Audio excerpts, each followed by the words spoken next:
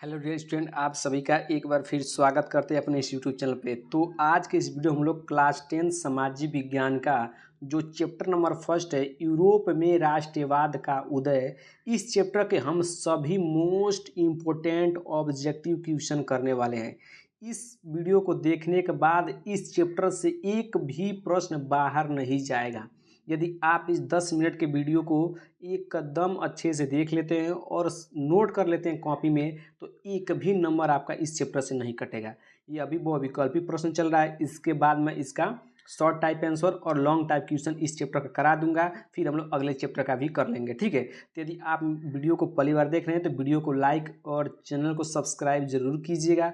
और इस चैनल के माध्यम से आपकी सभी सब्जेक्ट की तैयारी एक कदम बेहतर से कराई जा रही है। आप जाकर चैनल को एक बार जरूर देखिए और अपने पढ़ाई को एकदम शानदार लेवल तक ले जाइए। चलिए वीडियो को स्टार्ट करते हैं और आपको हम सभी मोस्ट इम्पोर्टेंट बहुविकल्पीय प्रश्नों को करा देते हैं। आप देख सकते हैं स्क्रीन पर कि सभी प्रश्न मोस्ट वांटेड प्रश्न है। ये बहुत खोजने और खोजने के बाद मिला है ताकि आपकी पढ़ाई में कोई भी प्रॉब्लम न हो। तो पहला प्रश्न आप पढ़िएगा कि फ्रांस की क्रांति कब हुई थी। जो आपकी फ्रांस की क्रांति कब हुई थी, ये ऑप्शन है 1688 में, और बी ऑप्शन है आपका 1789, सी ऑप्शन है 1914 और डी ऑप्शन है 1939।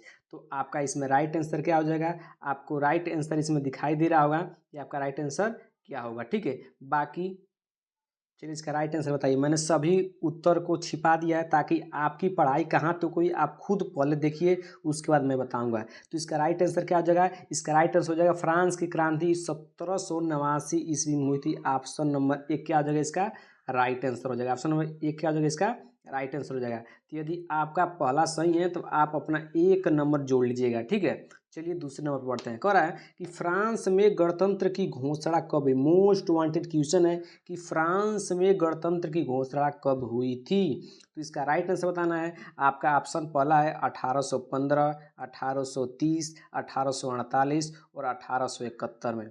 तो जो भी राइट आंसर होगा, यदि आपको ये पता है तो आप अपने नंबर में +1 ऐड करिएगा, नहीं पता है तो -1 करिएगा। ठीक है, चलिए तो इसका राइट आंसर क्या हो जाएगा? 1848 में 1800 क्या हो जाएगा? 48। राइट आंसर क्या हो जाएगा? आपका सी हो जाएगा। ठीक है, तो आपका सही है तो एक नंबर ऐड कर लीजिएगा। ठीक है, चलिए हम लोग अगले प्रश्न पर पढ़ते हैं। अब आपका अगला प्रश्न क्या है बाबू? अब आपका अगला प्रश्न ये बाबू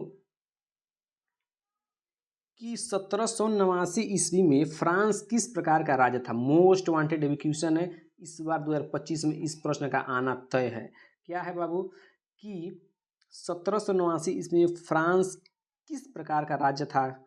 असीमित राजतंत्र, सीमित राजतंत्र, प्रजातंत्र या गणतंत्र। ठीक है, तो इसका राइट आंसर बताना है कि इसका राइट आंसर क्या होगा। ठीक है ना, तो आपको पता होना चाहिए कि 1789 में फ्रांस एक का था, असीमित राजतंत्र था। क्या था? असीमित राजतंत्र था।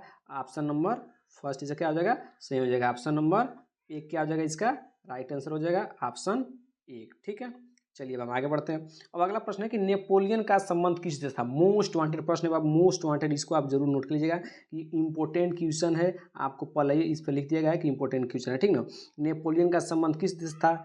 जर्मनी, इटली, फ्रांस और इंग्लैंड। तो आपका राइट आंसर क्या हो जाएगा? आपका राइट आंसर आप बताइए। इसका राइट आंसर मैं नहीं बताऊंगा, आप खुद बताइए कि इसका राइट आंसर क्या होगा। लेकिन चलिए मैं बताता हूँ इसका राइट आंसर क्या हो जाएगा। ऑप्शन नंबर सी, फ्रांस से। किससे था? फ्रांस से। ऑप्शन नंबर सी क्या है? इसका राइट आंसर है किससे? फ्रांस से। ठीक है, इसका ये हो जाएगा। ठीक है, चलिए अब अगला प्रश्न बढ़ते हैं हम लोग। अगला प्रश्न क्या है कि नेपोलियन ने नागरिक संहिता संहिता को कब लागू किया था? ठीक है, अथवा का कभी प्रश्न आ सकता है कि फ्रांस में नेपोलियन संहिता किस वर्ष लागू की गई। ठीक है ना, ये अथवा का दो तरह का प्रश्न आ सकता है। ठीक है, लेकिन याद रहेगा इससे एक भी प्रश्न बाहर नहीं जाएगा। ठीक है, ऑप्शन एक है 1804 ईस्वी में, 1815 ईस्वी में, 1829 ईस्वी में कि 1841 ईस्वी में। तो इसका राइट आंसर क्या है? इसका राइट आंसर आपको क्या करना है? कमेंट बॉक्स में बताना है। चलिए मैं इसका राइट आंसर आपको दिखाता हूँ। इसका राइट आंसर क्या हो जाएगा आपका? देखिए ध्यान से, आपका क्या हो जाएगा? 1804 में। 1804 से क्या हो जाएगा? राइट आंसर हो जाएगा। ठीक है ना, चलिए अगर आपका सही है तो आप एक नंबर ऐड कर लीजिए। ठीक है, अब छठवां प्रश्न देखते हैं कि निम्नलिखित में से कौन सा 1804 ईस्वी के नेपोलियन कोड में नहीं जोड़ा गया था, ठीक ना। कौन सा ऐसा था जो नेपोलियन कोड में नहीं जोड़ा गया था 1804 ईस्वी में, ठीक है। जन्म से प्राप्त विशेषाधिकार, समानती व्यवस्था का अंत, ठीक ना। और क्या था, संपत्ति का अधिकार, कानून के समझ, समानता। इसमें से राइट आंसर आपको बताना है कि इसका राइट आंसर क्या हो जाएगा। 2023 का प्रश्न है और 2025 में भी इसका आना तय है। मोस्ट वांटेड भी क्वेश्चन है बाबू, ठीक है।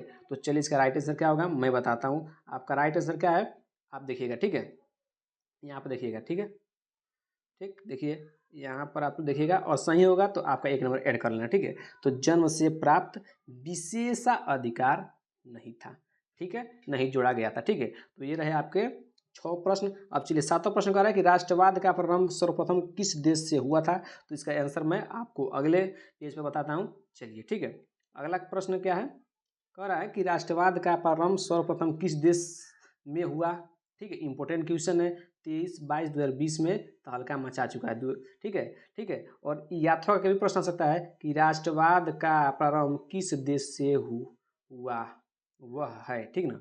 आपका राइट आंसर क्या है, आपका राइट आंसर क्या है, आपका फ्रांस, ठीक है, क्योंकि इसमें छुपाया नहीं गया था। चलिए मैं छुपा देता हूँ ताकि आपको पता ना चले, ठीक, ठीक। अब बताइए, अब इसका राइट आंसर क्या हो जाएगा, फ्रांस हो जाएगा, ठीक है। अगला प्रश्न का मैंने छुपा दिया है ताकि आपका उत्तर आप खुद दें, ठीक है। चलिए, पहला ऑप्शन इंग्लैंड, अमेरिका, फ्रांस, रूस। तो इसका राइट आंसर क्या हो जाएगा, ऑप्शन नंबर सी, फ्रांस, ठीक है।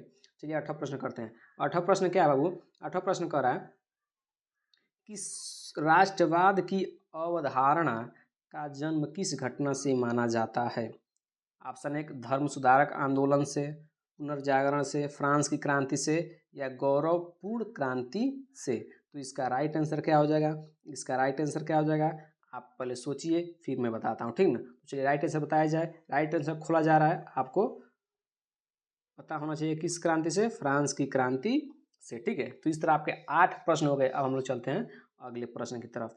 अगला प्रश्न भी मोस्ट इम्पोर्टेंट प्रश्न होने वाले हैं, ध्यान समझिएगा ये प्रश्न क्या है, ठीक है, ठीक। चलिए प्रश्नों को उत्तर को मैंने छुपा दिया, अब आपको बताना है कि जाल वेराइन का गठन कब हुआ था। जाल वेराइन का गठन कब हुआ था। ऑप्शन नंबर 1 है आपका 1837 में, बी ऑप्शन 1834 में, ऑप्शन सी है 1835 में, डी ऑप्शन है 1838 में। मोस्ट वांटेड क्वेश्चन है कि जाल वेराइन का गठन कब हुआ था। तो इसका राइट आंसर आपको बताना है। इसका राइट आंसर क्या होगा, चलिए मैं खोलता हूँ और आपको दिखाता हूँ, ठीक है। किसका किसका सही है बताना है कमेंट बॉक्स में, ठीक ना। इसका राइट आंसर क्या हो जाएगा, 1834 ईस्वी में, ठीक है। जिसका सही है एक ऐड कर ले अपने नंबर में, ठीक ना। मोस्ट वांटेड क्वेश्चन आ गया 12 नंबर जो प्रश्न, नेपोलियन की पराजय कब हुई थी। वेरी इंपॉर्टेंट क्वेश्चन है, आप देख सकते हैं 2024, 23 और 22 में प्रश्न तहलका मचा चुका है। 2025 में भी आने का 100% संभावना है। चलिए आपको मैं बताता हूँ। ऑप्शन 1 है 1814 में, 1815 में, 1816 में, 1817 में, ठीक है। तो इसका राइट आंसर क्या होगा, इसका राइट आंसर मैं खोलता हूँ और आपको दिखाता हूँ, ठीक है। देखिए इसका राइट आंसर क्या जाएगा, इसका राइट आंसर 1815 में। याद रखिए कि नेपोलियन की पराजय 1815 ईस्वी में हो गई थी, ठीक है। चलिए अगला प्रश्न है कि वियना सम्मेलन की मेजबानी निम्नलिखित में से किसने की। याद रखिएगा प्रश्न का है कि वियना सम्मेलन की मेजबानी निम्नलिखित में से किसने की थी। मैटरनिख ने, या बिस्मार्क ने, या चार्ल्स दशम में, या इनमें से कोई नहीं। तो इसका राइट आंसर क्या होगा, इसका राइट आंसर आपको आता है तो कमेंट बॉक्स में लिखना है, नहीं आता है तो चलिए मैं खोलता हूँ आंसर और आपको दिखाता हूँ। इसका राइट आंसर क्या हो जाएगा, मैटरनिख ने। कौन किया था, मैटरनिख ने, ठीक है। चलिए हम अगले प्रश्न पर बढ़ते हैं। अगला प्रश्न है कि फ्रांस में किस शासन वंश की पुनर्स्थापना वियना कांग्रेस द्वारा की गई थी। तो मोस्ट वांटेड क्वेश्चन है, ठीक है। इसको आप तो हल्का मत लीजिएगा। पहला है हैपस वर्ग ने, या आलिया वंश ने, या बुर्बो वंश ने, या जार शाही वंश ने। आपको बताना है राइट आंसर क्या होगा, ठीक है। इसका राइट आंसर क्या हो जाएगा बाबू, इसका राइट आंसर आता है कमेंट बॉक्स में देना है, नहीं तो चलिए प्रश्न को दिखाते हैं, उत्तर को भी मैं दिखा देता हूँ, ठीक है। उत्तर क्या है, बुर्बो वंश ने क्या हुआ, फ्रांस में किस शासन वंश ने पुनर्स्थापना वियना कांग्रेस द्वारा की गई थी, तो था बुर्बो वंश, ठीक है। चलिए अगला मोस्ट वांटेड क्वेश्चन है 2024 का क्वेश्चन है, ठीक है। कह रहे हैं कि वियना की संधि कब हुई थी, वियना की संधि कब हुई थी। ऑप्शन 1 है 1848 में, ऑप्शन बी 1815 में, 1834 में, और ऑप्शन डी है 1900 ईस्वी में। बताइए इसका राइट आंसर क्या होगा। इसका राइट आंसर क्या हो जाएगा बाबू। इसका राइट आंसर चलिए मैं खोलकर दिखाता हूँ। राइट आंसर क्या हो जाएगा। राइट आंसर बताना क्या होगा आपका। 1815 ईस्वी में क्या हुआ। वियना की संधि कब हुई थी। 1815 में। मोस्ट वांटेड क्वेश्चन बाबू, ये very very most wanted question है, इसको आपको जरूर करके जाना है। ठीक है, चलिए आगे हम लोग बढ़ते हैं। अगला प्रश्न देखिएगा। अगला प्रश्न 16 नंबर प्रश्न है कि 1830 ईस्वी की क्रांति के बाद फ्रांस में किस प्रकार का शासन स्थापित हुआ। ऑप्शन है कि संघीय शासन व्यवस्था, संवैधानिक राजतंत्र, या निरंकुश राजतंत्र, या गणराज्य। ठीक है, राइट आंसर क्या होगा आपका। राइट आंसर तो दिखाई दे ही रहा होगा। ठीक है, लेकिन आपको बिना देखे हुए इसको खुद पहले प्रश्न पढ़िए, नहीं आ रहा तब इसका उत्तर दिएगा। क्या था। संवैधानिक राजतंत्र। संवैधानिक राजतंत्र से क्या हो जाएगा। राइट आंसर हो जाएगा। ठीक है, चलिए अगला प्रश्न है। जूसेपो थे मेत्सनी का संबंध था। जूसेपो मेत्सनी का संबंध था। मोस्ट वांटेड क्वेश्चन 2023 का प्रश्न है। 2025 में भी इसका आने की संभावना बनता है। मोस्ट वांटेड क्वेश्चन है। पहला इटली के एकीकरण से, जर्मनी के एकीकरण से, या इंग्लैंड के राष्ट्रवाद से, या फ्रांस के राष्ट्रवाद से। तो इसका राइट आंसर क्या हो जाएगा। इसका राइट आंसर हो जाएगा डी, फ्रांस के राष्ट्रवाद से। राइट आंसर क्या हो जाएगा डी, फ्रांस के राष्ट्रवाद से। ठीक ना, क्या हो जाएगा राष्ट्रवाद से। ठीक है, चलिए इस तरह हम अगले प्रश्न पढ़ते हैं। अगला प्रश्न को हम देखते हैं और आपको बताते हैं। ठीक ना, अगला प्रश्न 22 नंबर प्रश्न कर रहा है। चलिए अगला प्रश्न पढ़िएगा कि निम्नलिखित नेताओं में से किसने एक गुप्त संगठन यंग इटली बनाया। 2023 का प्रश्न है। मोस्ट वांटेड प्रश्न, ध्यान समझिएगा।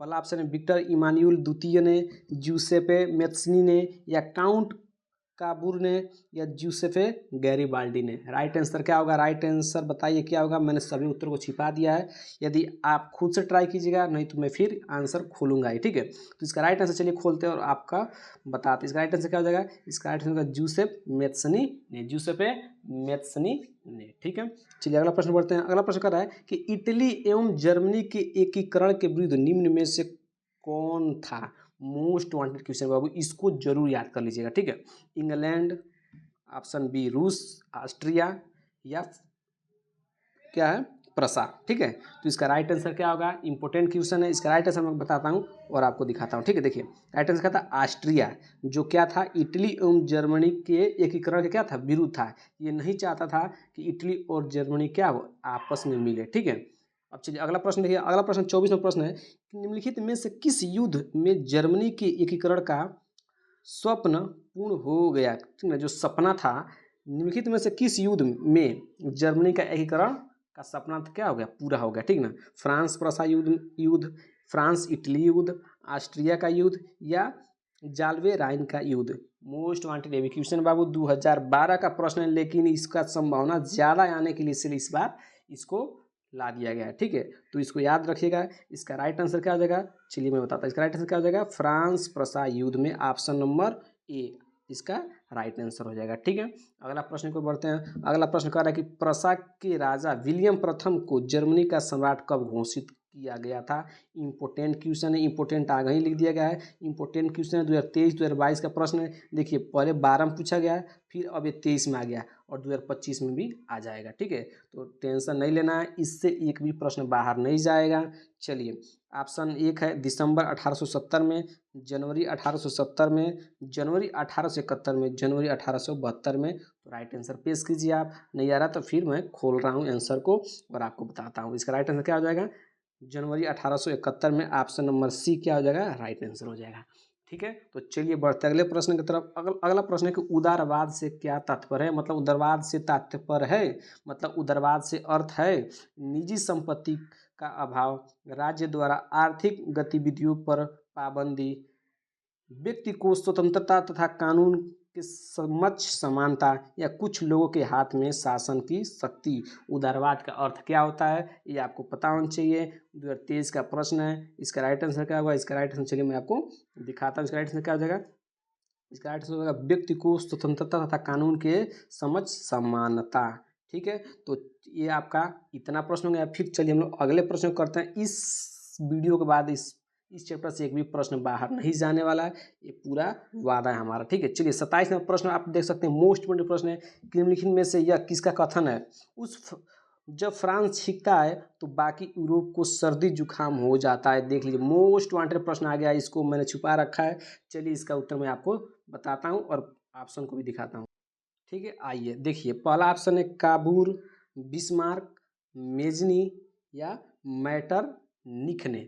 ऑप्शन आपका प्रश्न पढ़िए कि जब फ्रांस छींकता है तो बाकी यूरोप को सर्दी जुकाम हो जाता है। इंपॉर्टेंट क्वेश्चन है, 23-22 के लिए इंपॉर्टेंट आ गया है और इस 2025 के लिए भी इम्पोर्टेंट है। इसका राइट आंसर क्या हो जाएगा? बहुत शानदार कथन है, पढ़िए और याद कीजिए। इसका राइट आंसर क्या हो जाएगा? चलिए मैं खोलता हूँ और दिखाता हूँ। ठीक है, मैटरनिख ने कहा था कि जब फ्रांस छींकता है तो बाकी यूरोप को सर्दी जुकाम हो जाता है। ठीक है, अगला प्रश्न मोस्ट वांटेड प्रश्न है, यूपी बोर्ड मॉडल पेपर 2023 का प्रश्न है, इंपॉर्टेंट प्रश्न है। ठीक ना, ड्यूक मैटरनिख ने सामाजिक व्यवस्था का सबसे खतरनाक दुश्मन किसको माना? जो ड्यूक मैटरनिख ने सामाजिक व्यवस्था का सबसे खतरनाक दुश्मन किससे माना था? रूसो या विक्टर इमानुएल या काल्विन या जूसेपी मैथ्सनी को? राइट आंसर बताना है, राइट आंसर बताना है आपको, राइट आंसर बताना है बाबू, इससे बाहर नहीं जाने वाला है। चलिए राइट आंसर मैं दिखाता हूँ। इसका राइट आंसर क्या हो जाएगा? जूसेपे मैथ्सनी ने। राइट आंसर याद रखिएगा, इसका सभी प्रश्नों को नोट करना, एक भी बाहर नहीं जाने वाला है। ठीक है, चलिए अगला प्रश्न क्या है, इटली का एकीकरण किसके नेतृत्व में किया गया? मोस्ट वांटेड क्वेश्चन है, 2024 का क्वेश्चन 2025 में भी आएगा। पहला ऑप्शन है जूसेपे गैरिबाल्डी ने, ऑटोमान बिस्मार्क ने, नेपोलियन और डी ऑप्शन है विलियम प्रथम ने। ठीक है, मोस्ट वांटेड क्वेश्चन है। चलिए इसका राइट आंसर बताता हूँ कि इटली का एकीकरण किसके नेतृत्व में किया गया था?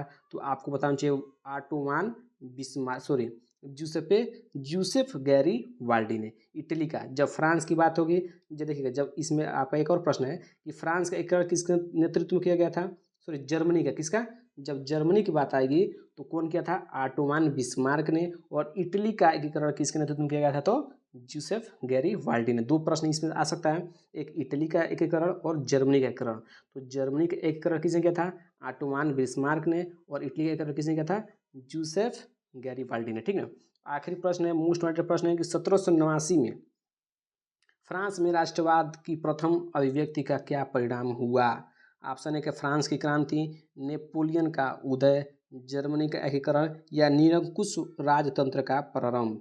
ठीक है ना, आपका इसका राइट आंसर बताना है कि 1789 में फ्रांस में राष्ट्रवाद की प्रथम अभिव्यक्ति का क्या परिणाम हुआ? तो इसका राइट आंसर बताना है। इसका राइट आंसर चलिए मैं बताता हूँ, 2024 का प्रश्न है, मोस्ट वांटेड प्रश्न है। इसका राइट आंसर क्या हो जाएगा? ऑप्शन नंबर एक। ऑप्शन नंबर क्या हो जाएगा? ऑप्शन नंबर एक क्या हो जाएगा? राइट आंसर हो जाएगा। ठीक है, फ्रांस की क्रांति। ठीक है, तो इस वीडियो हम लोग चैप्टर वन के जितने भी मोस्ट वांटेड क्वेश्चन थे, मोस्ट वांटेड जितने क्वेश्चन हो सकते हैं उसको मैंने क्या कर लिया? कवर कर लिया। ठीक है, इस चैप्टर से एक भी प्रश्न बाहर नहीं जाएगा। ठीक है, तो चलिए हम लोग अब मिलते हैं अगले चैप्टर के साथ, जो आपका अगला चैप्टर होगा उसके मोस्ट इंपोर्टेंट टॉपिकल प्रश्नों को कवर कर लेंगे। ठीक है, वीडियो अच्छा लगा तो वीडियो को लाइक कीजिएगा, चैनल सब्सक्राइब जरूर कीजिएगा। ठीक है, चलिए मिलते हैं अगले वीडियो।